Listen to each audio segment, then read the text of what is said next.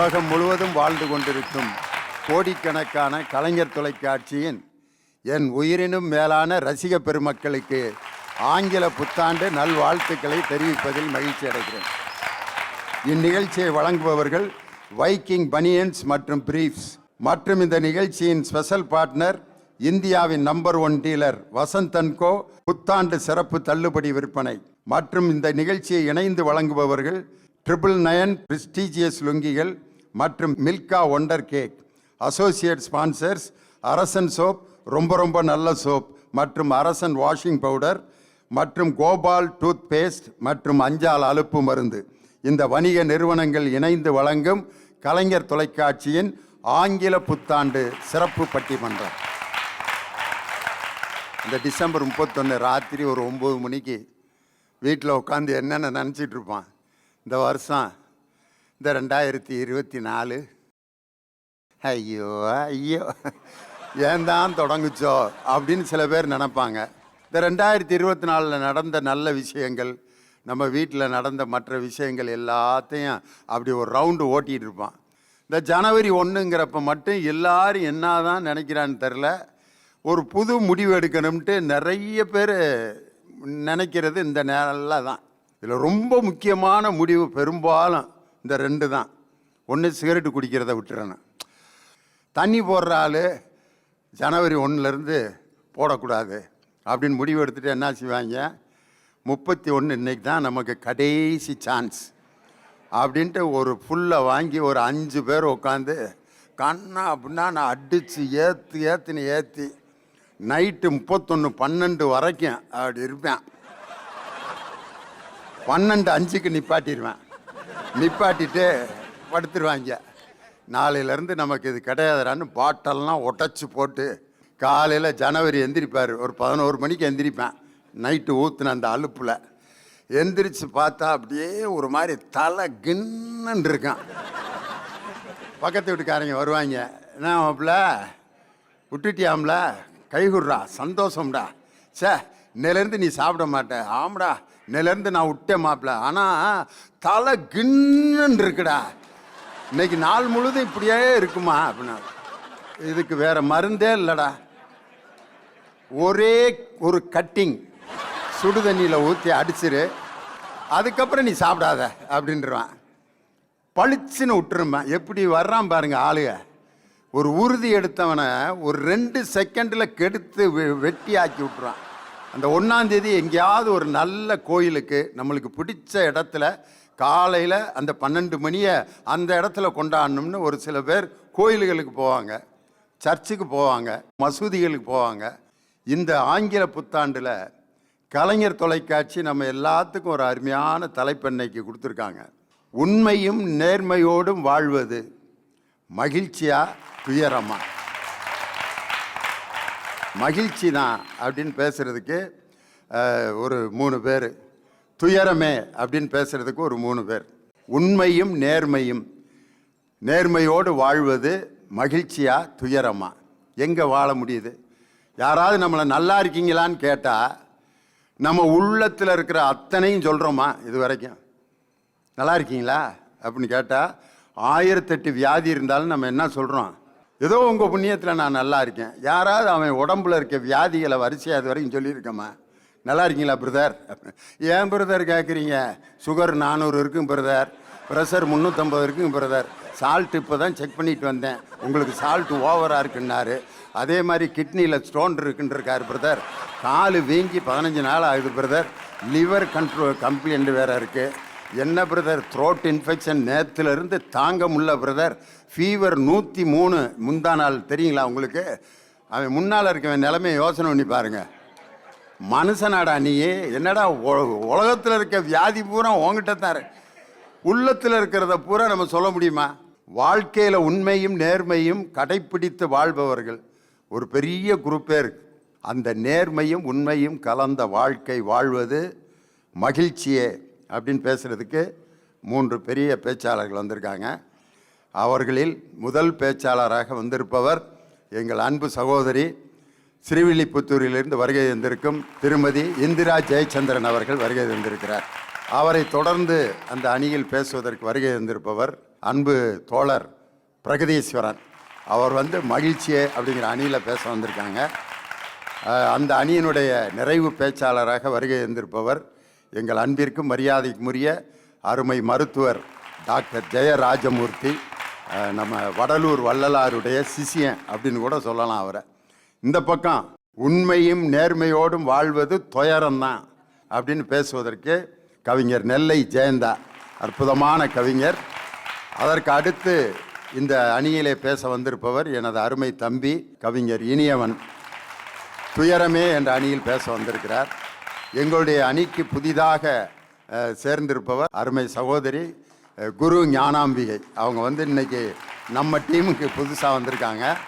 ரொம்ப அருமையாக பேசுவதற்கு 6 பேச்சாளர்கள் காத்து கொண்டிருக்கிறார்கள். உண்மையும் நேர்மையும் கலந்த வாழ்க்கை துயரம்தான் அப்படின்ட்டு முதலில் பேசுவதற்கு அருமை சகோதரி குரு ஞானாம்பிகை. கலைஞர் தொலைக்காட்சி நேயர்கள் அனைவருக்கும் என்னுடைய ஆங்கில புத்தாண்டு நல்வாழ்த்துகளையும் தெரிவித்துக் கொள்கிறேன். எந்த காலத்தில் வாழ்ந்துட்டு இருக்கோன்னு இந்த எதிரணி என்ன புரிதல்ல இந்த தலைப்புக்கு 3 பேரும் தைரியமாக உட்கார்ந்துருக்கிறீங்கன்னு எனக்கு புரியலைங்க.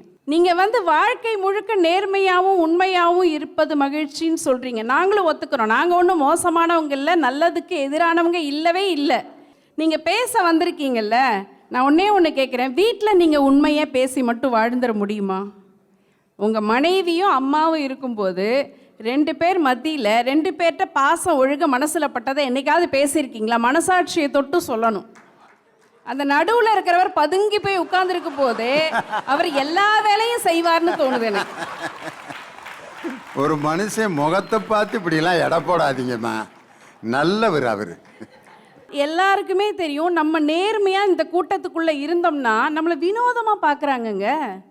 நம்ம மட்டும் எல்லா விதிகளையும் சரியாக பின்பற்றினோன்னா நம்மளை வித்தியாசமாக பார்க்குறாங்க. நான் காலையில் கல்லூரிக்கு போகிறேங்கய்யா, போகும்போது டிராஃபிக் சிக்னல் அதை கரெக்டாக ஃபாலோ பண்ணணும்னு நினைப்போம்.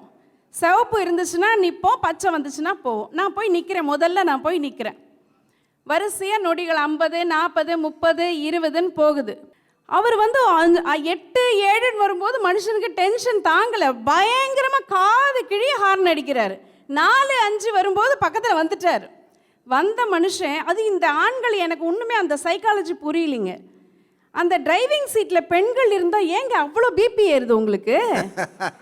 ஓட்டுற இடத்துல பெண்கள் ஓட்டுனா பயங்கர காண்டாயிடுறாங்க. அடுத்த நிமிஷம் என்ன பண்ணார் தெரியுமா? அங்கே முடியவே இல்லை சிக்னல். நான் பேசாமல் நின்றுட்டு இருந்தேன், நீ என்ன பண்ணுவியோ பண்ணுன்ட்டு தான் நின்றுட்டு இருந்தேன். அந்த 2 1 வரத்துக்குள்ளார வேகமாக கண்ணாடியை இறக்கி என்னைய குனிஞ்சு பார்த்து தலையில் அடித்து வாய்க்கு திட்டிட்டு போகிறாருங்க. இது நடந்தது காலையில். நான் 1008 யோசனையில் போவோம். பிள்ளைகளுக்கு பாடம் எடுக்கணும், பரீட்சை நடக்கணும், ஏதோ ஒரு மீட்டிங் இருக்கும்.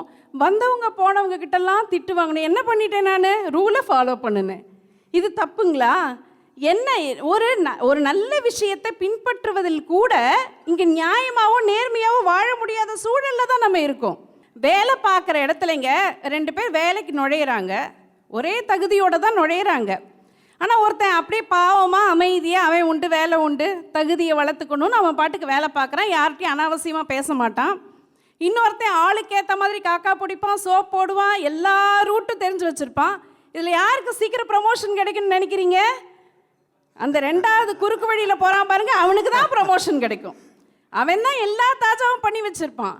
அப்போது நடிக்கிறவங்களுக்கு தானங்க இது காலமாக இருக்குது. இந்த நல்லவனுக்கு என்ன கெட்ட பேர் கிடைக்கும் தெரியுமா? இவன் நேருக்கு நேர் பேசுகிறவனாக இருப்பான். இவனை முசுடுமாங்க ஆஃபீஸில், இல்லை திமிரு பிடிச்சவேமாங்க. அவன் நடிக்கிறவன் பேர் ரொம்ப நல்லவன் பேர் வாங்கி வச்சுருப்பான் அவன். அப்போ இந்த காலம் எப்படி ஒரு காலத்தில் இவன் ஒரு படி ஏறுறதுக்கே திணறிட்டு இருப்பான் நல்லவன். அதுதான் உண்மை. நியாயமாக போகணுன்னா மெல்ல தான் ஏற முடியும். ஆனால் அவன் அதுக்குள்ளே 3வது மாடி ஏறி தாண்டி ஓடிக்கிட்டே இருப்பான். இன்றைக்கு மனிதர்களுடைய வாழ்க்கைங்கிறது அப்படி தாங்க போயிட்டு இருக்கு. இன்னைக்கு தேவை நல்ல மனசு இல்லை, நல்ல வார்த்தைகள். போலியான வார்த்தைகள் உங்களுக்கு பேச தெரிஞ்சிருந்தாலே போதும், நீங்கள் வாழ்க்கையில் ஜெயிச்சிடலாம். ஒன்றும் இல்லை, சமீபத்தில் நான் ஐயா இந்த செய்தியை நிஜமாகவே இந்த கலைஞர் தொலைக்காட்சியின் மூலமாக ஒரு சமூகத்துக்கு கொடுக்குற செய்தியாகவே நான் சொல்லணும்னு நினச்சேங்க ஐயா. டிஜிட்டல் அரெஸ்ட்டுங்கிறது சமீபத்தில் ரொம்ப மோசமாக பரவிட்டு இருக்கு. கடந்த 1-2 மாதங்களில் என்ன பெரிய பிரச்சனையாக இருக்குது தெரியுங்களா? இருக்கிறதுலே பெரிய காவல்துறை அதிகாரி டிஜிபி கூப்பிடுறாங்க, சிபிஐ ஆஃபீஸர் கூப்பிடுறாங்க, நீதிபதி கூப்பிடுறாங்கன்னு சொல்லிட்டு ஒரு கால் வருது. நான் சொல்றது நம்ம கோவையில் நடந்தது தான் சொல்கிறேன். வயதானவங்க, இளைஞர்கள் யாருமே அதில் விதிவிலக்கே இல்லாமல் மாட்டுறாங்க. போன மாதம் ஒரு நேர்மையாக சம்பாதிச்சு ஓய்வூதிய தொகையை சேர்த்து வச்சுருந்த ஒரு வயதான பாட்டிங்கய்யா, முதியோர் விடுதியில் இருந்த 77 வயசு பாட்டியோட பணம் 80 லட்சம் ரூபாயை டிஜிட்டல் அரெஸ்ட்டில் சிக்க வச்சுருக்காங்க. அப்படின்னா எப்படி ஒரு மோசமான உலகத்தில் வாழ்ந்துட்டுருக்கோம். நல்லவர்களும் நேர்மையானவர்களும் இருந்த பூமி தான் இது. நல்லவர்கள் நல்ல மகிழ்ச்சியாக தான் இருந்திருக்காங்க. மகாகவி பாரதியார் படாத கஷ்டமா மகிழ்ச்சியாக தான் இருந்தார். ஆனால் அவர் மகிழ்ச்சியாக இருப்பதற்கு துயரத்தை முழுவதுமாக அனுபவித்தவர்கள் அவருடைய குடும்பத்தை சேர்ந்தவர்கள். செல்லம்மா பாரதி உங்களுடைய பேட்டியில் சொல்லியிருக்காங்க. அப்படின்னு சொன்னால் மகிழ்ச்சியாக வாழ வேண்டும் என்பது எங்களுடைய தீராத ஆசையாகத்தான் இருக்கிறது. ஆனால் அதற்கான சூழல் இங்கே இல்லை. 1% மகிழ்ச்சியாக இருக்க வேண்டும் என்று சொன்னால் அதற்கு முன்பு 99 பிரச்சனைகளையும் துயரங்களையும் அனுபவிக்க வேண்டி இருக்கிறது. அந்த துயரங்களை எல்லாம் கடந்து மகிழ்ச்சியை அடைவதற்குள் மனிதன் துவண்டு போகிறான் என்பதே உண்மை என்று சொல்லி நல்ல வாய்ப்பிற்கு நன்றி பாராட்டி விடைபெறுகிறேன். நன்றி, வணக்கம். யார் இன்னைக்கு உண்மையாக நடந்துக்கிறாங்க? ஒரு புது சேலை வாங்கிட்டு வந்தோடனே கட்டிட்டு இது எப்படி இருக்குங்க சொல்லுங்க அப்படின்னா யாராவது இது வரைக்கும் உண்மையை சொல்லியிருக்கம்மா? உன் நிறத்துக்கு இதுக்கும் சம்பந்தமே இல்லாமல் கட்டியிருக்க அப்படின்னு யாராவது சொல்கிறோமா? சொல்ல மாட்டான். ஆஹா, சே, சூப்பர்ப்பா, உனக்குன்னே இந்த சேலையை அவன் கம்பெனி தயாரிச்சிருக்கான். எப்படி விட்றாங்க பாருங்க. இப்படி வாழ்க்கை இப்படித்தான் ஓடிக்கிட்டு இருக்கு. ஆனால் நேர்மைக்கு புறம்பா ஒரு வார்த்தையை போலித்தனமாக விடுறான் பாருங்க, அவன் தான் இன்னைக்கு வாழ்ந்துக்கிட்டு இருக்கான். என்ன செய்ய சொல்கிறீங்க? ரொம்ப அருமையாக பேசினாங்க. அவர்களுக்கு பதில் சொல்லணும். எங்களுடைய அன்பு மருத்துவர் டாக்டர் ஜெயராஜமூர்த்தி குரு ஞானாம்பிகாவுக்கு பதில் சொல்ல வருகிறார். வாங்க டாக்டர். கலைஞர் தொலைக்காட்சி நேயர்களுக்கு 2025 புத்தாண்டு நல் வாழ்த்துக்களை உரித்தாக்கி மகிழ்கின்றேன். உண்மையும் நேர்மையும் கலந்த வாழ்க்கை மகிழ்ச்சியா துயரமா? அதான் கேள்வி. எதிரணியை சார்ந்த சகோதரி என்னிடத்திலே ஒரு கேள்வியை கேட்டார். வீட்டில் அதான் நம்ம பொண்டாட்டிக்கிட்ட உண்மையை பேச முடியுமா அப்படின்னு ஒரு கேள்வியை அவங்க கேட்டாங்க. அதுக்கு நடுவரே மிக அருமையான ஒரு பதிலை இப்போது சொல்லிவிட்டார். 80 வயசு பாட்டி 80 லட்சம் ரூபாயை பென்ஷனாகவே வச்சுருந்தான். 80 வயசுக்கு மேலே அந்த 80 லட்சம் ரூபாய் இருந்து என்ன பண்ண போகுது? அது யாரையா எடுத்துகிட்டு போகிறா? ஒரு பழமொழி உண்டு தமிழில், ஈயார் தேட்டை தீயார் கொள்வர். அதாவது யாருக்கும் டாக்டர், நீங்கள் எங்கேயோ போயிட்டீங்க. அவங்க உலகத்தில் நடக்கிற ஒரு பெரிய அநியாயத்தை சொன்னாங்க. இவர் அந்த அநியாயத்துக்குள்ளே என்ன அநியாயங்கிறத கண்டுபிடிச்சிட்டாரு பாருங்க. 80 வயசில் 80 லட்சத்தை வச்சுக்கிட்டு முதியோர் இல்லத்தில் எதுக்கு உட்காந்துருந்த? ஒரு 10,000 பேருக்கு அதை டிஸ்ட்ரிபியூட் பண்ணியிருந்தீங்கன்னா அதில் உனக்கு இந்த நிலைமை வந்திருக்குமா? ஆமாம் நடுவர்களே, மகிழ்ச்சிங்கிறது உள்ளபடியே நாம் மகிழ்ச்சியாக இருக்கிறத விட அடுத்தவங்களை சந்தோஷப்படுத்தி அதை பார்க்குறோம் பாருங்க, அதுதாங்க ஒரு உண்மையான ஒரு மகிழ்ச்சி. அதை புரியாமல் சகோதரி இந்த நாட்டு நடப்பையே புலம்பி தீர்த்துட்டாங்க. வள்ளலாரை பற்றி நீங்கள் அருமையாக சொன்னீர்கள். ஒரு பாட்டை நான் இங்கே சொல்லிடலான்னு நினைக்கிறேன். முதல் பாடலே, ஒருமையுடன் எனது திருமலரடி நினைக்கின்ற உத்தமர்தம் உறவு வேண்டும், உள்ளொன்று வைத்து புறமொன்று பேசுவார் உறவு களவாமை வேண்டும், பெருமை பெரு நினது புகழ் பேச வேண்டும் பொய்மை பேசாதிருக்க வேண்டும், பெருநெறி பிடித்தொழுக வேண்டும் மதமான பேய் பிடியாதிருக்க வேண்டும், மறு பெண்ணாசை மறக்க வேண்டும் உனை என்றும் மறவாது இருக்க வேண்டும், மதி வேண்டும் நின் கருணை நிதி வேண்டும் நோயற்ற வாழ்வு நான் வாழ வேண்டும், தருமமிகு சென்னையில் கந்த கோட்டத்தில் வளர்தல மோங்கு கந்தவேலை தன்முக துய்யமணி உண்முக சைவமணி சண்முக தெய்வமணியே அப்படின்னு 10 வயதில் வள்ளலார் பாடுகிறார் ஒரு பாட்டுன்னா நினைத்து பாருங்கள். லாஃபிங் புத்தாம்பாங்க. அது என்ன ஒரு சிரிப்பு, வாயை திறக்காத ஒரு அற்புதமான ஒரு ஆன்மீக சிரிப்பு, தெளிவான சிரிப்பு. ஏனென்றால் உள்ளத்திலே எந்த பங்கமும் இல்லை, எந்த தீய எண்ணமும் இல்லை. அவருடைய உள்ளமெல்லாம் உண்மையாக இருக்கின்ற காரணத்தால், நேர்மையாக இருக்கின்ற காரணத்தால் அந்த சிரிப்பு. விஸ்ராந்தையார் ஒரு புலவர், அவருக்கு 65 வயசுக்கு மேலே ஆயிடுச்சு. நான் தலை முடி நரைக்கல, டையும் போடலை. அதுக்கு அவர் சொல்கிறாரு, ஆண்டு பலவாக நரையுல ஆகுதல் யாகு யாகியர் என வினவுதீர் ஆயினின் மாண்ட என் மனைவியோடு மக்களும் நிரம்பினர் யாங்கண்டனையர் என் இளையவரும் வேந்தனும் அல்லவை செய்யான் காக்கும் அதன் தலை ஆன்றவிந்தடங்கிய கொள்கை சான்றோர் பலர் யான் வாழும் ஊரே. என்ன இதனுடைய சுருக்கம்னா, நாட்டு மன்னன் கூட நல்லவனாகவே இருக்கின்றான், அறம் வழுவாமல் நாட்டை காப்பாற்றி கொண்டிருக்கின்றான். அது மட்டுமல்ல, மக்கள் எல்லோருமே சான்றோர்களாக ஆண்டோர்களாக உண்மையுடன் நேர்மையுடன் வாழக்கூடியவர்களாக இருக்கின்ற பொழுது எனக்கு எந்த கவலையும் இல்லை. எந்த கவலையும் இல்லாத மகிழ்ச்சியோடு இருக்கக்கூடிய எனக்கு தலைமுடி நரைக்கவில்லை என்று விசிராந்தியார் சொல்லுகிறார். நீ சொல்றீங்கல்ல, அப்படியே நடிக்கிறவன் உள்ள ஒன்று வச்சிருப்பான், ஆனால் வெளியில சிரிப்பான். ஒன்ன மாதிரி ஆகுமா ஐயா, உங்களை மாதிரி ஆகுவா? அங்கே போய் சொல்லுவான், அவன் மனுஷனா அவன் அப்படிப்பால. அவனை மாதிரி உறவே என்கிட்ட தேவையே இல்லை. அவன்லாம் வந்து என்னோட கலந்துட போகிறான், வேண்டாம் முருகா அப்படின்னு வேண்டார். ஐயா, இது என்னையா புதுசான ஒரு தத்துவமாக இருக்குது? நேர்மையாக உண்மையாக வாழ்ந்தால் துயரமாக இருக்கணும், சோகமாக இருக்கணும், எதுக்கியா இருக்கணும்? நாங்களாம் பாரியா மகிழ்ச்சியா இருக்கிறோம். சொல்றத பார்த்தா என்ன வளருதோ அதை அப்படியே வளர்த்துக்கிட்டே உட்காந்துருக்கேன் பாத்தியா. இதுதான்டா எங்க நேர்மை. நடுவர் அவர்களே, எங்க ஊரு பக்கத்துல தான் பூம்புகார். புகார் அப்படின்னாலே முழங்கு கடல் ஞாலம் முழுவதும் வரினும் வழங்கத்தவா வளர்த்ததாகி அரும்பொருள் தரும் புகார் சிலப்பதிகாரத்தில் வருது. அதாவது உலகமே திரண்டு வந்தாலும் கூட உன்னை யாசித்து விட்டால் இல்லை என்று சொல்லாமல் கொடுத்து கொண்டே இருக்கக்கூடிய செல்வம் கொழிக்கக்கூடிய ஒரு நகராக பூம்புகார் அன்றைக்கு திகழ்ந்தது என்று சொல்லுகிறார்களே, அந்த சிலப்பதிகாரம் சொல்லுகிறது, அரசியல் பிழைத்தோர்க்கு அறம் கூற்றாகும். அதுதான் முக்கியமான வரி. அரசியலிலே தவறு செய்பவனுக்கு, நேர்மை தவறி நடப்பவனுக்கு எது எமனாக வரும் தெரியுமா? அரசியல் பிழைத்தோர்க்கு அறமே.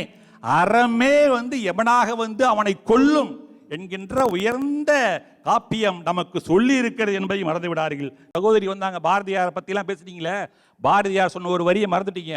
உள்ளத்திலே உண்மை ஒளி உண்டாயின் வாக்கினிலே ஒளி உண்டாம். நாம் பாரதி எப்படிப்பட்ட வரிங்க? உள்ளம் தூய்மையாக இருந்தால் பேசக்கூடிய வார்த்தை தெளிவாக இருக்கும். ஒன்னே ஒரு விஷயம் தெரியுமா உங்களுக்கு? உண்மையை சொல்றவன் ஞாபக சக்தியோடு இருக்க வேண்டிய அவசியமே இல்லை. பொய் சொல்றவன் தான் ஞாபக சக்தியோடு இருக்கணும். எங்கெங்க என்னென்ன பொய் சொன்னோம்னு அப்படியே லிஸ்ட்டை மனப்பாடம் பண்ணிக்கிட்டே இருக்கணும். ஒருத்தர்கிட்ட விட்டு இன்னொருத்தர்கிட்ட மாற்றி சொன்னோம்னா மாட்டிக்கிடுவான். அதனால பொய் சொல்றவன் எப்பயுமே பரபரப்பாக இருப்பான், உண்மை சொல்றவன் அமைதியா இருப்பான். காரணம் எல்லா இடத்துலையும் அவன் ஒரே மாதிரி பேசுறவன். அந்த கஷ்டம் அவங்களுக்கு இருக்காது, நம்ம மறந்துட முடியாது. உயர்ந்தவராக இருக்கக்கூடியவன் என்றைக்கு உண்மையும் நேர்மையுமாக இருப்பான், அவன் இயல்பாகவே மகிழ்ச்சியோடு இருப்பான். அதுதான் உண்மை என்று சொல்லி, நடுவர் அவர்களே, இன்பமே என்னாலும் துன்பமில்லை நல்லவர்களுக்கு என்று சொல்லி வாய்ப்பளித்தமைக்கு நன்றி கூறி விடைபெறுகிறேன். நன்றி, வணக்கம். ஆஹா, மகிழ்ச்சியே அப்படிங்கிற அணிக்கு டாக்டர் வந்து ரொம்ப அற்புதமான விஷயங்களை எல்லாம் சொன்னார். உண்மையான மனசில் இருக்கவங்க சிரிக்கிற சிரிப்புக்கும் அந்த டுபாக்கூர் சிரிப்புக்கும் நல்லா கண்டுபிடிச்சிடலாம். ஆம்பளைய வந்து கூட கண்டுபிடிக்க முடியாது. ஆனால் பெண்கள் உண்மையிலேயே அவன் என்ன நினச்சி சிரிக்கிறாங்கிறத ஆண்களை விட பெண்கள் ரொம்ப சீக்கிரம் எடை போட்டுருவாங்க. நீங்கள் சரி அப்புறம் பார்க்கலாம் அப்படின்றாங்க. என்னன்னா இவன் நமட்டி சிரிப்பு சிரிக்கிறான், இது டுபாக்கூரு, உள்ளத்தில் வச்சுக்கிட்டு வேற சிரிப்பு அப்படின்ட்டு. நேர்மைக்கு என்றும் அழிவில்லை. டாக்டர் ராஜமூர்த்தி அதுக்கு பதில் சொல்லணும். வாங்க கவிஞர் இனியவன். நடுவர் உள்ளிட்ட அவைக்கு என்னுடைய பணிவான வணக்கங்கள். இந்த தலைப்பு என்ன போட்டிருக்கீங்க? உண்மையும் நேர்மையும் கலந்த வாழ்க்கை துயரமா மகிழ்வான். முதல்ல நேர்மை உண்மையில அப்புறம் வச்சுக்குவோம். இந்த வாழ்க்கை முதல்ல மகிழ்வா துயரமானது. வாழ்க்கைனே பேர் வச்சிருக்கூடாது. தமிழனுடைய தவறான கண்டுபிடிப்பு வாழ்க்கை கிடையாது, அதுக்கு பேர் வழுக்கனே வச்சிருக்கலாம். எங்கே கால் வச்சாலும் வழுக்குது. இந்த 3 பேர் என்னவோ மனசாட்சியை மார்வாடி கல்லில் அடவுக்கு வச்சு வைத்தவங்க மாதிரியே உட்காந்து இருக்காங்க பாருங்க. இந்த நடுவர்களே நான் உங்கள்கிட்ட ஒன்று கேட்குறேன். நீங்கள் காலேஜ் படிக்கும் ஒரு பொண்ணை லவ் பண்ணீங்கல்ல? எல்லா நிகழ்ச்சியிலையும் இது மாதிரி கேட்கணும்னே ஒரு முடிவோடயே இருக்க போல இருக்கு. இல்லை, அதை நீங்கள் உங்கள் கல்யாணம் அன்னைக்கு உங்கள் பொண்டாட்டிகிட்ட சொன்னீங்களா?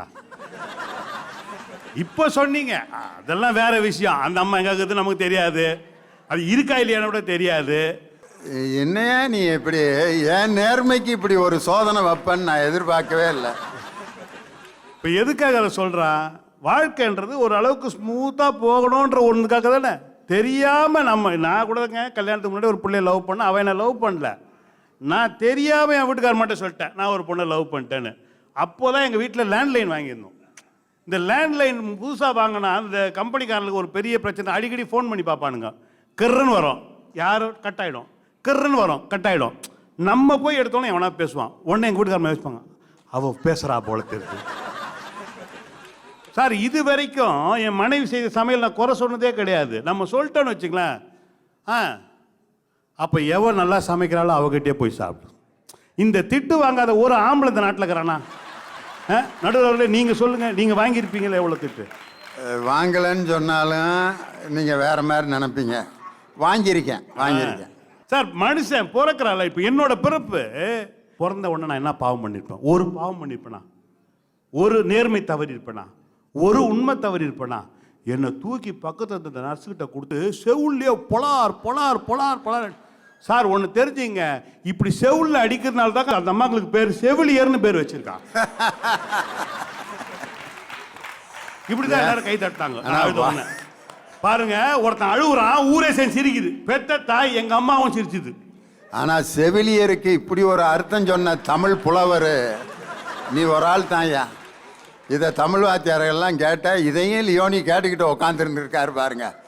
செவிலில் அடிச்சடிச்சு ஊசி போடுறதுனால தான் செவிலியர்கள் அப்படின்னு பேர் வச்சிருக்காங்களாம். சார் எங்கள் கல்யாணம், நீங்கள் கல்யாணம் ஆகும்போது நல்லா கவனித்து பாருங்கள். எனக்கு நான் வந்து ஒரு மதத்தை சார்ந்தவன், கிறிஸ்துவ மதத்தை சார்ந்தவன், என் பொண்டாட்டி இந்து மதத்தை சார்ந்தவன். அதனால் 2 பேருமே 2 விதமான கல்யாணம் பண்ணோம். ஆனால் அந்த ஐயர் கரெக்டாக சொன்னாருங்க, உட்கார வச்சு சுவாகா சுவாகா சுவாகான்னு இருந்தார். எனக்கு அப்போ புரியவே இல்லை. அதில் நான் உடனே சொன்னேன், எங்கள் மதப்படி சர்ச்சில் போனோம். அவர் எங்கள் ஃபாதரு அக்யூஸ்டை விசாரிக்கிற மாதிரியே சொல்கிறார், இந்த பெண்ணை பிடித்திருக்கிறதா, பக்கத்தில் பிடிச்சதுன்னு சொல்லு, இல்லைன்னா கேஸ் எழுதிடுவானுங்க போலத்து. சார் இதுக்கு அப்புறம் வாழ்க்கை நான் எப்படி நான் உண்மையை சொல்றேன், பிடிக்கலன்னு சொல்லிட்டு எழுத முடியுமா? இதெல்லாம் தாண்டி ராத்திரியில் போய் உட்காந்தா அந்த பொண்ணு கேட்குது, என்னை பிடிச்சிக்குதா? இப்போ நான் பிடிக்கலன்னு சொன்னால் அவள் எழுந்து போடுவாளா? இல்லை பிடிக்கலன்னு சொல்லிட்டு அங்கே உட்கார முடியுமாயா? அங்கே ஒரு பொய் பேசணும் இல்லையா? ஒன்றை சொல்லி நான் நிறைவு செய்கின்றேன். தமிழ்நாட்டிலேருந்து ஒரு பையன் போகிறான், தமிழ்நாட்டிலேருந்து ஒரு விளையாட்டு வீரன் போகிறான், பக்கத்து நாட்டில் இருக்கிற ஒரு அரபு நாட்டுக்கு போகிறான் சார். அவங்க அப்பாவோட போகிறான். கிட்டத்தட்ட 10 நாள் அப்பா கையில் 1.5 லட்ச ரூபா எடுத்துட்டு போகிறான். ஒரு நாளைக்கு 10,000 செலவாகுது. 1.5 லட்ச ரூபாய் எடுத்துட்டு போகிறான். 2 வாரம் இருக்கணும். அந்த அப்பா என்ன பண்ணா, ஒரு சாதாரண ஒரு தொழிலாளியவே போனப்ப 5 நாள் 6 நாள் அவன் என்ன பண்ணான் தெரியுமா? பிள்ளைக்கு சாப்பாடு வாங்கி கொடுத்துட்டு பையன் கூட உட்காந்து சாப்பிட முடியாது. ஏன்னா ஒரு சாப்பாடு தான் வாங்க முடியும். தம்பி நீ சாப்பிடு தம்பி, நான் கீழே போயிட்டு வரேன்னு சொல்லிட்டு பாத்ரூம்ல போயிட்டு கக்கூஸ்ல போயிட்டு தண்ணியை குடிச்சிட்டு வரும்போது குச்சி எடுத்து பல்ல குத்திட்டே வந்தான். பையன் கேட்டான், அப்பா அப்பா நீங்க ஏன் கூட சாப்பிட? இல்லைடா கீழே சூப்பராக இருக்குது, கீழே கொஞ்சம் சீப்பா இருக்கு, நீ சாப்பிட்றான்னு சொல்லிட்டு கிட்டத்தட்ட பட்டினியாகவே இருந்து இந்த தேசத்திற்காக 2 பதக்கங்களை வாங்கிய முதல் தமிழன் தமிழ்நாட்டை சேர்ந்த ஒரு பையன். அவன் இங்கே வருகிறான். வந்த பிறகு இன்றைக்கு இருக்கின்ற ஆளுகின்ற மத்திய அரசை சேர்ந்த ஒரு எம்பி வந்து பார்த்து 1 லட்சம் ரூபாய் கொடுக்குறாங்க. அடுத்த போட்டிக்கு அவன் கிளம்புறான். இந்த 1 லட்சம் ரூபாய் பேங்க்ல போட்டு அவசரமாக போகணும், அடுத்த நாட்டுக்காக போட்டிக்காக போகணும். பக்கத்தில் இருந்து அவங்க அப்பா என்ன பண்றாரு, ஒருத்தர் கடன் வாங்குறாரு. 1 லட்ச ரூபா பேங்க்ல இருக்கு, வாங்கிட்டாருச்சு. போறான், போய் இந்தியாவுடைய கொடி பறக்கிறது. பையன் தாயகம் திரும்புகிறான். அப்பனுக்கு பதட்டம் என்னன்னா, 1 லட்ச ரூபா கடன் வாங்கி வந்திருக்கோமே, அவன்கிட்ட கொடுக்கணும்னு சொல்லிட்டு நேரா போயிட்டு பேங்க்ல போய் பார்க்கறான். Check bounce sir. நான் கேட்கின்றேன், அந்த பையன் இன்றைக்கு சொல்லுகிறான், நான் விளையாட்டை விட்டு விட்டேன். அந்த பையன் வேறு யாருமே இல்லை, என்னுடைய மகன். நான் கேட்கின்றேன், எங்கே என் பையன்? எங்கே போனது உங்கள் நேர்மை? எங்கே நான்? இன்றைக்கு என்னுடைய மகனுக்கு முன்னால் ஒரு தோல்வி அடைந்த அப்பனாக இருக்கின்றேனே, என் நேர்மையில் உங்கள் குற்றம் என்ன செய்தேன்? தயவு செய்து சொல்லுங்கள். இதே மாதிரி எத்தனை பேர் இப்போ செஸ்ல ஜெயிச்சாலே ஒரு பையன், அவனுடைய அப்பாவை பாருங்க சார். அவர் சொன்ன வார்த்தை இன்றைக்கும் அவர் அப்பாவுடைய பேட்டியில் நான் அழுது கொண்டே பார்த்தேன். ஏன் தெரியுமா? அவர் சொன்னாரு, எனக்கு இடம் கிடைக்காம நான் விமான நிலையங்களில் குளிரில் நடுக்கிக் கொண்டு நான் பிளாட்பாரத்தில் படுத்துட்டு இருந்தேன். நான் எல்லா அப்பனும் தன்னுடைய பிள்ளைகளுக்காக போராடிக்கிட்டே இருக்கான், பொய் சொல்லிக்கிட்டே இருக்கான். நான் நல்லா சாப்பிட்டேன்பா, தம்பி நீ எடுத்துக்கோ, நான் ட்ரெஸ் நல்லா போட்டு, தம்பி நீ ஷூ வாங்கிக்கோ, பாப்பா நீ ட்ரெஸ் எடுத்துக்கோ, சுடிதார் எடுத்துக்கோ, சாமி நீ போடா, டே பைக்ல நீ போடான்னு சொல்லிட்டு நடந்து போன தகப்பன்கள் நம்ம ராஜமூர்த்தி சாருடைய அப்பா காலத்தில் மேற்கொண்டு இன்று வரை அப்பாக்களாகவே இருக்கிறார்கள். அப்பாக்கள் பொய் சொல்லிக் கொண்டே இருக்கிறார்கள். நாங்கள் நேர்மையாக இல்லை, ஆனால் துயரம் படுகின்றோம். இதுவரை அப்பாக்கள் வெளியில் அழுததே கிடையாது. நாங்கள் பாத்ரூம்ல போயிட்டு கதவை டாப்பை திறந்து விட்டுட்டு அங்கே உட்கார்ந்து கொண்டு அழுகின்ற அப்பாக்களாக தாண்டி இருக்கின்றோம். எங்களுக்கு துயரமாக தாண்டி இருக்கிறது. புத்தாண்டாக இருக்கட்டும், உண்மையை பேசுவதற்கு நான் ஒரு காலம் தயாராக இருக்கின்றேன் என்று கூறி வாய்ப்பளித்த நல்ல உள்ளங்களுக்கு நன்றி பாராட்டி விடைபெறுகிறேன். நன்றி, வணக்கம். ஆஹா, இனியவன் பேசினதை பார்த்தோன்னே என்ன கோவம். உண்மையிலே நீங்கள் இப்படி உட்காந்துருக்கவங்கெல்லாம் இந்த புது வருஷத்தன்னைக்கு இந்த மாதிரி வேதனையாக நம்ம கேட்கணுமா? எவ்வளவு நான் நேர்மையாக இருக்கணும்னு நினச்சாலும் நான் கஷ்டப்படுறேனே அப்படின்ட்டு. இது வேதனை தானே அப்படின்னு சொல்லி ரொம்ப அழகாக பேசினார். நேர்மையினால் துயரம்தான் இனியவன். அதுக்கு அடுத்து அதற்கு பதில் சொல்லணும். வாங்க, என் அன்பு கவிஞர் பிரகதீஸ்வரன் உங்களை மகிழ்ச்சிப்படுத்தி உங்களுக்கு நல்ல கருத்துக்களை வழங்க வருகிறார். வாங்க. நடுவர் அவர்களே, எதிரணியிலேருந்து 2 பேர் பேசியிருக்காங்க. சகோதரி வந்து பேசினாங்க, அதுவும் என்ன நடுவில் பார்த்து, என்ன டகால்ட்டி வேலையெல்லாம் செய்கிற ஆள் அப்படின்னு என்னை சொன்னாங்க.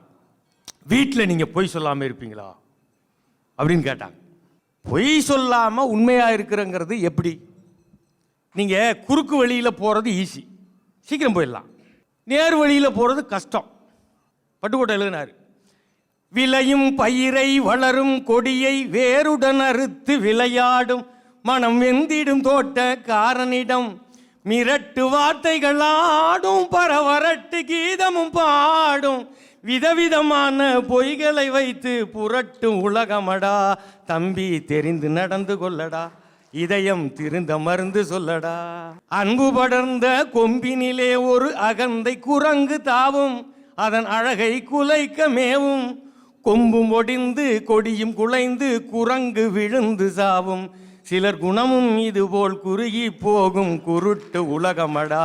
தம்பி தெரிந்து நடந்து கொள்ளடா, இதயம் திருந்த மருந்து சொல்லடா.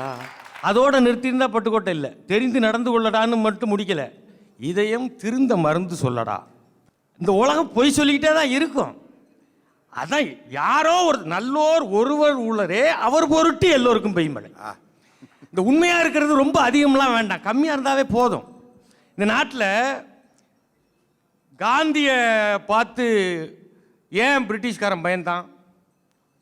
அவர் வந்து ஆர்டர் கொடுத்துருவாரா, அவர் இராணுவத்தில் இருந்தார். காந்தி எப்படி பயங்கர வீரரா? அவர் என்ன பயங்கர படைப்பட்டாளத்தோட ரத்த கச்ச துடக பராதையோட வந்தார்?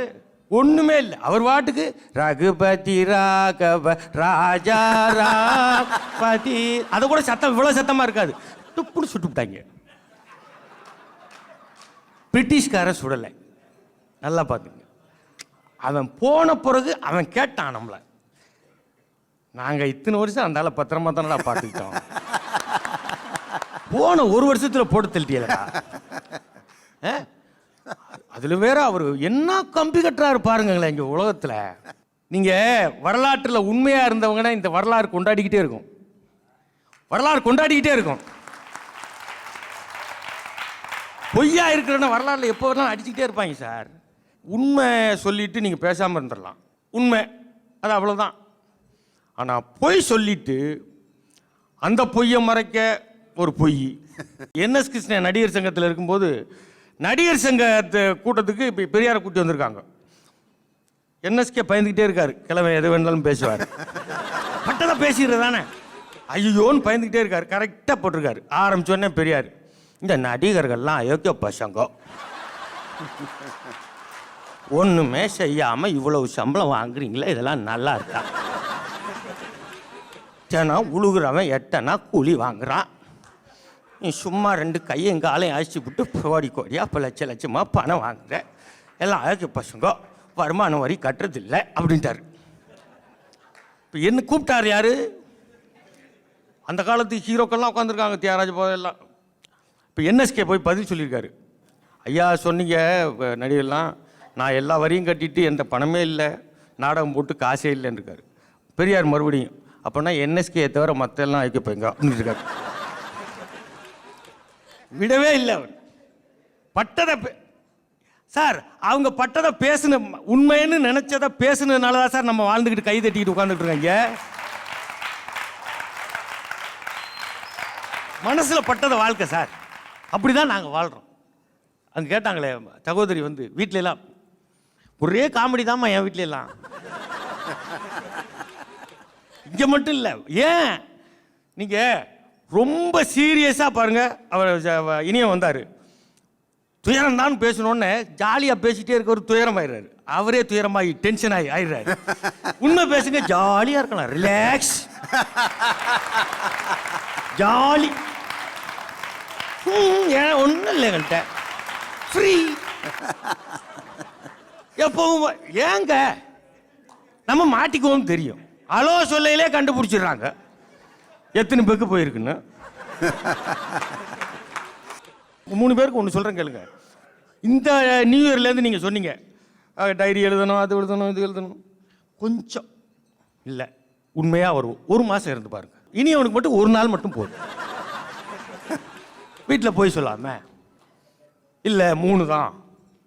ஏன் மிலிட்ரியில் இருக்கவர்ல புது வருஷத்தன்னைக்கு கேட்குற மேட்ராயா அது பிரவீசரா? இதை கேட்கையிலே 50 பேர் பாதியில் பேர் அப்படிதான் உட்காந்து கேட்டுக்கிட்டு போறாங்க.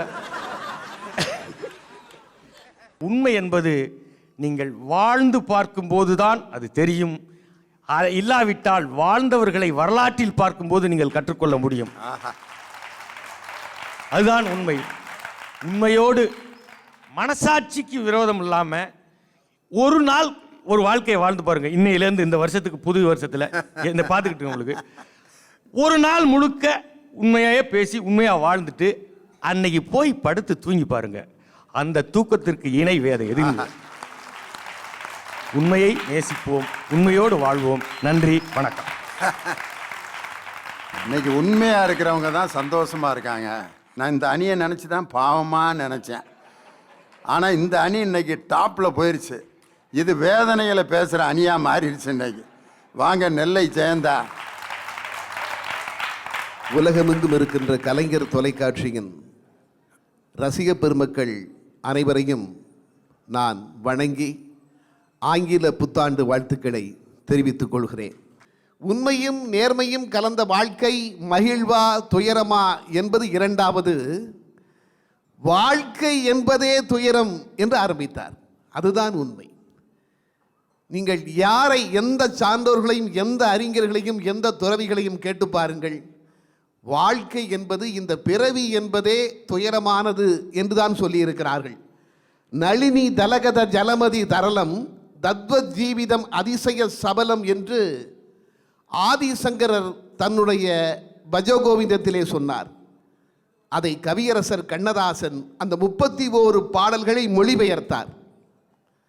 தாமரை இலை சிறையில் நீர்த்துளிகள் போல் அலையும் தத்துவம் மறந்த நிலையே, சாகும் வரை ஆடுவதும் ஓடுவதும் பாடுவதும் சஞ்சலம் விரித்த வலையே, காமநிலை, ஆசை நிலை, பாசநிலை அத்தனையும் கற்பனையில் தோன்றும் மலையே, காலம் ஒரு சோகம் இதை மூட மதியாளர் சிலர் கனவிலும் உணர்ந்ததில்லையே.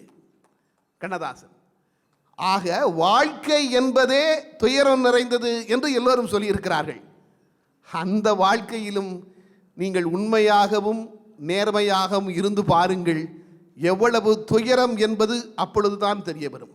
நான் கேட்குறேன், எங்கள் அம்மா சொன்ன வார்த்தைகளை நான் என் மனைவியிடம் சொல்ல முடியுமா? ரொம்ப உண்மையாகவும் நேர்மையாகவும் தான் இருக்கேன். ஒரு நாள் வீட்டில் நானும் என் தம்பி, எங்கள் அம்மா 3 பேரும் பேசிக்கிட்டு இருக்கோம், நடுவர் அவர்களே. அப்போ ஒரு செய்தி வந்திருக்கு. என் தம்பி எடுத்து வாசிக்கிறான். இந்தியாவில் சோகமான நிகழ்ச்சிகள் எல்லாம் 26ஆம் தேதி தான் பெரும்பாலும் நடந்திருக்கின்றன. குஜராத்தில் பூகம்பம் வந்தது 26ஆம் தேதி தான். சென்னையில் சுனாமி வந்ததும் 26ஆம் தேதி தான். அப்போ எங்கள் அம்மா கேட்டாங்க, ஏண்டா தம்பி, உனக்கு கல்யாணம் கூட 26ஆம் தேதி தானடா நடந்தது? கலைஞர் டிவி பார்த்த பிறகு தான் அந்த விஷயம் மனைவிக்கே தெரிய போகுது. எங்கள் அம்மா அப்படி சொன்னாங்க. இது வரைக்கும் சொல்லாம மறைச்சிருந்திருக்காரு பாருங்க. இனிமே துயரம் தான். மொரார்ஜி தேசாயை விடவும் துயரத்தை அனுபவித்த ஒரு தலைவனை நீங்கள் பார்க்க முடியுமா? 9ஆம் வகுப்பு படிக்கின்ற பொழுது தன் தந்தையை இழந்தவர். தந்தை தற்கொலை பண்ணி கொண்டார். இருக்கட்டும்.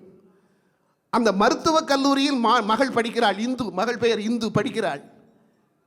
ஃபெயில், ரிசல்ட் வந்துருச்சு, ஃபெயில். ஆனால் நல்ல படிக்கிற பொண்ணு. அப்பா, நான் மறு கூட்டலுக்கு அப்ளை செய்ய போகிறேன், ரீடோட்டலிங் பண்ண போறேங்கிறா. பம்பாய் மாநிலத்துடைய முதலமைச்சர் தேசாய் என்ன சொன்னார்? இல்லை வேண்டாம், நீ உண்மையிலேயே நல்லா எழுதியிருந்து அந்த வாத்தியார் தப்பா திருத்தி இருந்து அதனால நீ ஃபெயில் ஆயிருந்தாலும் இப்போ திரும்ப ரீடோட்டலிங்கில் கண்டுபிடிச்சிருவாங்க அந்த வாத்தியார் செஞ்சது தப்புன்னு. ஆனால் உலகம் அப்படி சொல்லாது. ஒரு முதலமைச்சர் தன்னுடைய அதிகாரத்தை பயன்படுத்தி தன் மகளை தேர்ச்சி செய்ய வைத்து விட்டார் என்று சொல்வார்கள் என்று சொன்னார். மகள் தற்கொலை செய்து கொண்டார். மொரார்ஜி தேசாயினுடைய மகள் தற்கொலை செய்து கொண்டார். ஒரு நேர்மையாகவும் உண்மையாகவும் இருந்த மொரார்ஜி தேசாய், அதில் அவருக்கு கிடைத்தது மகிழ்ச்சியா துயரமா? இந்திரா சொல்ல வேண்டும். உண்மையாகவும் நேர்மையாகவும் நடந்தால் அது நாடாக இருந்தாலும் வீடாக இருந்தாலும் நீங்கள் துயரங்களைத்தான் அனுபவிக்க வேண்டும். ஆனால் அந்த துயரங்களையே சுகங்களாக ஏற்றுக்கொண்டவர்கள் தான் நம்முடைய தலைவர்கள், இந்த தலைவர்கள். அதுதான் உண்மை. நீங்கள் இந்த தேசத்தை திசை திருப்பி விடாதீர்கள். உண்மையிலேயே உண்மையாகவும் நேர்மையாகவும் இருப்பவர்கள் வாழ்க்கையில் துயரங்களை சந்தித்துத்தான் ஆக வேண்டும் என்பது விதி. அது மாற்றவே முடியாது. அவர்கள் மகிழ்ச்சியாக இருக்கவே முடியாது என்பது உண்மை, சத்தியமான உண்மை. ஆனாலும் அந்த துயரங்களை ஏற்றுக்கொண்டாலும் பரவாயில்லை, நாங்கள் மக்களுக்காக உழைப்போம் என்று அந்த தலைவர்கள் சொன்னார்கள். அதனால் அந்த தலைவர்களுடைய பார்வையிலே பார்த்து நடுவர் அவர்கள் தீர்ப்பு சொல்வார்கள் என்ற நம்பிக்கையோடு விடைபெறுகிறேன். நன்றி, வணக்கம்.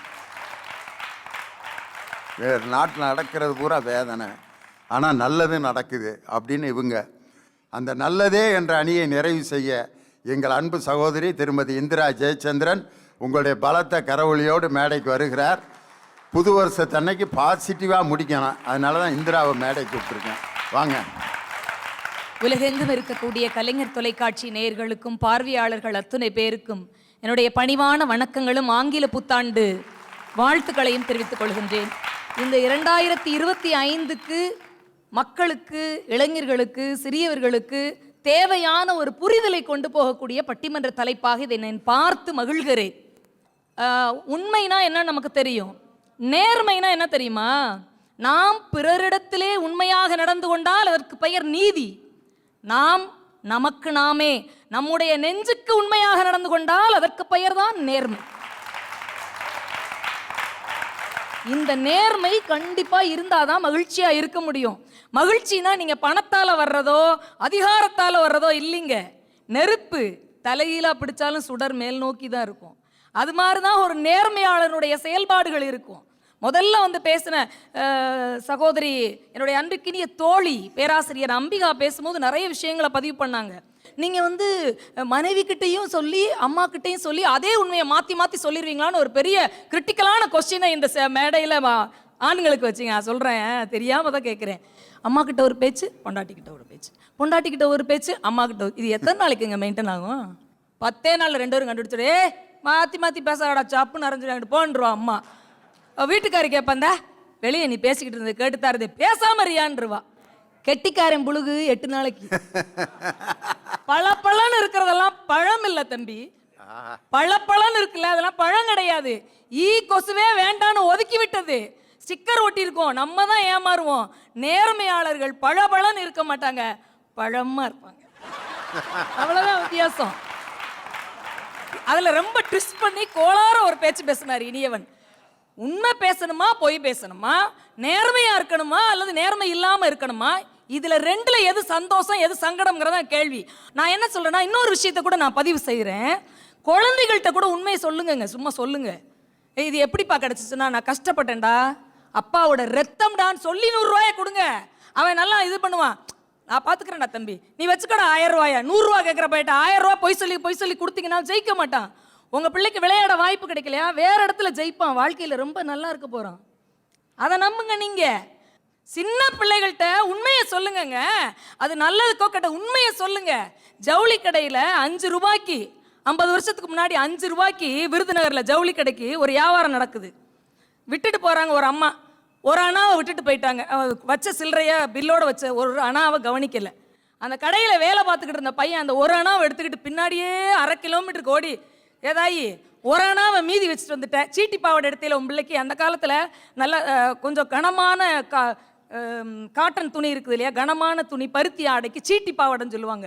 சீட்டி பாவாடை எடுத்துகிட்டு போனேன், ஒரு அணாவை போட்டு போயிட்டால, இந்தான்னு கொடுத்த உடனே அந்த அம்மா சொல்லிச்சு, ஆத்தி மழையில் நனைஞ்ச பணமரம் மாதிரி இருக்க கரேர்னு அங்கேருந்து ஓடி அந்த இதுக்கு என் சாமி சங்கிலி கருப்பை உன்னைய காப்பாற்றுவாப்பான்னு சொல்லிட்டு அந்த ஒரு அணா வாங்கிட்டு கும்பிட்டு போனான். அதனால தான் ஊருக்கு அணை கட்டினாரு. அணை கட்டின இடத்துல எல்லாம் இந்த அணைக்கு இவ்வளவு லட்சம் முடிவெடுக்கப்பட்டது, அணை கட்டி முடிச்சோடனே இவ்வளவு மீதி இருக்கு, அந்த மீதி காசுல தான் இந்த பூங்கான்னு அணை கட்டுற இடமெல்லாம் கல்வெட்டு வச்சாங்கல்ல. வேணும்னா போய் வைகை டம் மாதிரியான இடங்களை போய் பாருங்க. ஒரு அணாவை திருப்பி கொடுக்க ஓடினவர் தாங்க கர்ம வீரர் காமராசர். ஒரு நேர்மையாளன் அவன் செத்ததுக்கு அப்புறமும் நினைக்கப்பட்டு கொண்டே இருப்பான், அடையாளம் காட்டப்பட்டு கொண்டே இருப்பான். வாழ்க்கைனா துயரம் இருக்கும் கவிஞர் அவர்களே. உங்கள் பாட்டிலே பொய் இருப்பது இல்லையா, அது போல அங்கங்கே சின்ன சின்ன இருக்கும். நல்லதும் கெட்டதும் கலந்தது தான் வாழ்க்கை, இன்பமும் துன்பமும் கலந்தது தான் வாழ்க்கை. நான் நேர்மைக்கு இன்னொரு ஆங்கிள் கொடுக்குறேன் பாருங்க. நேர்மைங்கிறது பொய் சொல்லாம இருக்கிறது, அப்படியே கரெக்டா இருக்கிறது இல்லை. சில நேரம் அங்கேயும் தவறு நடக்கும், தப்பு நடக்கும். நேர்மை என்ன செய்யும் தெரியுமா, எங்க தப்பை நான் தாங்க செஞ்சேன்னு ஒத்துக்கிடுங்க. உண்மை ரொம்ப முக்கியமானதுங்க. எங்க பிரகதீஸ்வரன் பேசும்போது ரொம்ப அழகா சொன்னார் அண்ணே, உண்மை பேசுனா சங்கடம் தான், உண்மை பேசுனா அடி விழும், ஆனா ஒரு அடிதான் விழும். உண்மை ஒரு தடவை அடிக்கும், பொய் நேரங்கடவை கிடைக்குமாலாம் கூப்பிட்டு அடிக்கும்டா, கூப்பிட்டு அடிக்கும் அப்படின்னு ஒரு அழகான விஷயம் சொன்னாரு நடுவர் அவர்களே. நேர்வழியிலே போகக்கூடிய பாதை கடினமானது தான், ஆனால் நேர்வழியிலே போய் சேரும் இடம் நல்லதாக இருக்கும். ஒழுகுகின்ற குழாயில் இருக்கக்கூடிய தண்ணீரை அடைப்பதும் அழுகின்ற குழந்தையினுடைய கண்ணீரை துடைப்பதும் ஒன்று என்று நினைக்கக்கூடிய நேர்மையாளர்கள் சின்ன விஷயம் பெரிய விஷயம் என்று எதுவும் இல்லை, எல்லாவற்றிலும் சரியாக நடந்து கொள்ளுவார்கள். 2025 எல்லாம் சரியாய் நடக்கட்டும், நாமும் சரியாய் நடப்போம். வாய்ப்பளித்தவர்களுக்கு நன்றி பாராட்டி நன்றி விடைபெறுகிறேன். நன்றி. 6 பேர் ரொம்ப அருமையாக பேசிட்டாங்க. இப்போ எனக்கு நீங்கள் பெரிய பரீட்சை வச்சுருக்கீங்க. தீர்ப்பு நான் கரெக்டாக சொல்லணும். நான் உண்மையானவனா நேர்மையானவனா, 2 விஷயந்தான். தீர்ப்பு முடிச்சிடுறேன்.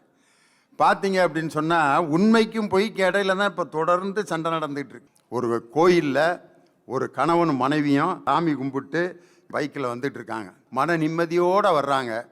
அந்த அம்மா கட்டியிருக்கிற அந்த புது சேலை அந்த பின்னால் இருக்கிற வீலில் அப்படியே சுற்ற ஆரம்பிச்சிருச்சு.